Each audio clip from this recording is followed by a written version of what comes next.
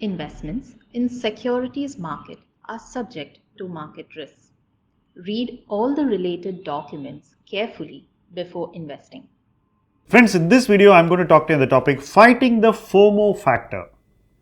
When you spot an idea, lie in wait, show patience, believe that the stock will come cheaper to you, hope price will gradually decline, coming into your zone of buying comfort, and exactly the opposite happens.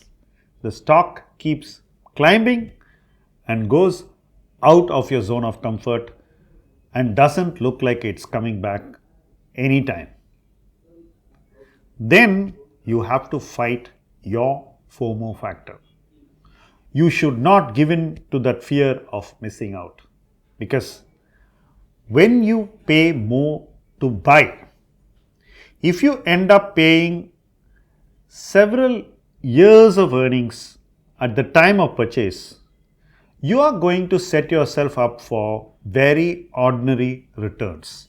This is precisely the problem I have with buying at any price. And these are markets where the price clearly moves to a zone at which we should not consider buying. Several stocks are showing this trend. When you look at charts, let's say you open a screener or you open your NSE page, you're looking at the chart go up like this. What do you do at this point? Do you say that bad luck, I'm still going to buy this, I don't want to miss out?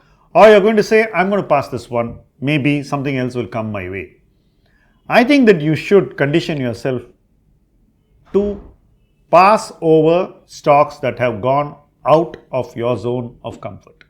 Only if you do that, you will be able to ensure that you don't overpay and give away your future profits to the seller right at the time of purchasing the stock. I know there are a lot of people who say that the price of purchase doesn't matter, but that's not the case. If you look at what returns you make subsequently, while buying it looks very nice because you only want to own something, but gainful ownership is what you want after that. And if ownership is not gainful enough, you're going to regret the purchase. I'd rather regret missing out than regretting a purchase later. These are times when stocks are flying off the handle and making us regret the very decision to purchase. Under these circumstances, you should be very discreet and correct in what you pay, how much valuation you're willing to pay, and how far you're willing to go. Once valuations go well beyond that line of comfort, you should not cross that line of comfort and buy at any price. This is a time when you should fight your FOMO, keep yourself in check, and wait for valuations to come back into your zone of comfort. Yes, you will miss out on a few stocks. That's still better than making the mistake of overpaying and regretting later. I know a lot of friends who still want to own, desperately want to be a part of the journey in the stock which they have been watching, and then willingly succumb to chasing the stock. They still try to buy and it still goes higher, and they succumb at higher levels also. Sometimes this chase ends up being a wild goose chase which ends only at the top. Mostly people do their buying by catching the top.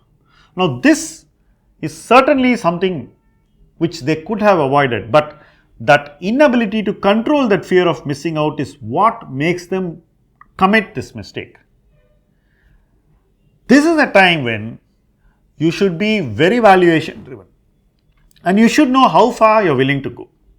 Once that limit is set, you should not violate your own limits and treat the opportunity with the respect it deserves at higher valuations.